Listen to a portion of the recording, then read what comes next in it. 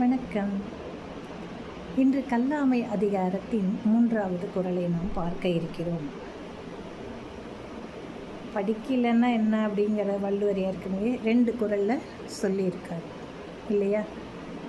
சதுரங்கம் விளையாடுறதுக்கு கட்டம் போடாமல் விளையாண்ட மாதிரி தான் இருக்கும் அப்படின்னு முதல் குறள்லையும், அடுத்த குறளில் தாய்மை பேற்றினை சிறப்பு செய்யக்கூடிய அந்த மார்பகம் இல்லாத பெண் எனக்கு முழு பெண்மைத்தன்மையும் வேண்டும் என்று எண்ணுவது எப்படி சரியில்லையோ அது போன்றது தான் கல்லாதவர் கூறும் ஆசைகள். மற்றவங்களுக்கு முன்னால் நம்ம பேசணும்னு நினைக்கிறதுங்களையும் அதில் சொல்லிட்டாரு.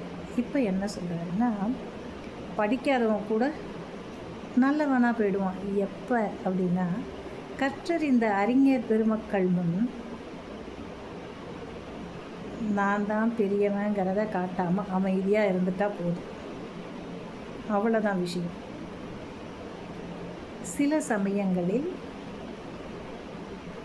பலர் தாம் படிக்கவில்லை என்றால் கூட அந்த சபையில் போனோடனே இவங்களுக்கு ஒரு இன்ஸ்பிரேஷன்னு சொல்லக்கூடிய ஒரு ஆர்வம் தோன்றும். எதையாவது நம்ம எல்லாரும் பேசுகிறாங்க, நானும் பேசணும் அப்படின்னு சொல்லி நினச்சி பேச ஆரம்பிச்சிடுவாங்க. தொடர்போடு பேசுகிறோமா இல்லையாங்கிறதெல்லாம் அவங்களுக்கு தோணாது. அந்த கூட்டத்தில் நான் பேசணும், அவ்வளோதான் அவங்களுடைய மனநிலை இருக்கும். அப்படி ஒரு கற்றறிந்த அறிஞர் சபையில் நம்ம போய் பேசணும்னா அதனுடைய விளைவு என்னவாக இருக்கும்? நம்முடைய அறியாமை அங்கே வெளிப்படும் இல்லையா? அதான் உண்மை. நம்மளுடைய அறியாமையை நாமே நல்ல எல்லாருக்கும் பறைசாற்றுவோம், விஷயம் தெரியாமல் இருந்தால். ஆனால் நாங்கள் அப்படி செய்ய மாட்டோம். கற்றவர்கள் இருக்கிற சபையில் போய் நின்று எதையும் பேசாமல் அவங்க சொல்கிறத மட்டும் கவனிப்போம் அப்படின்னு சொன்னால் நம்மை விட சிறந்த நல்லவர்களே இல்லை அப்படி என்று வள்ளுவர் கூறுகிறார். எவ்வளோ அழகாக சொல்கிறார் பாருங்க.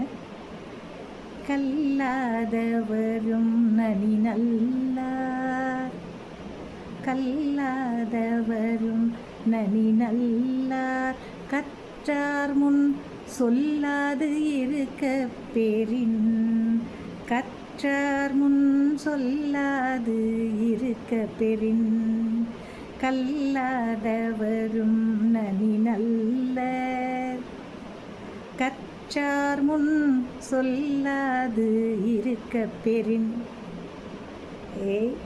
படித்த அறிஞர்கள் இருக்கக்கூடிய அல்லது கூட்டமாக இருக்கக்கூடிய இடத்துல போயிட்டீன்னா நீ அமைதியாக இருந்துவிடு. அவர்கள் பேசுவதை செவி மடுத்துக்கொள், உன்னோட வாயை திறக்காத.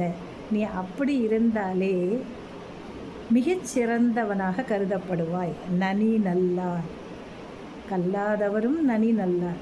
எந்த இடத்துல கற்றவர்கள் சபையில் கல்லாதவர்கள் அமைதியாக இருந்தால் அவர்கள் கூட மிகச்சிறந்தவர்களாக கருதப்படுவார்கள் என்று இந்த குறள் நமக்கு கூறுகிறது. நாளை அடுத்த குறளில் நாம் சந்திக்கலாம். நன்றி.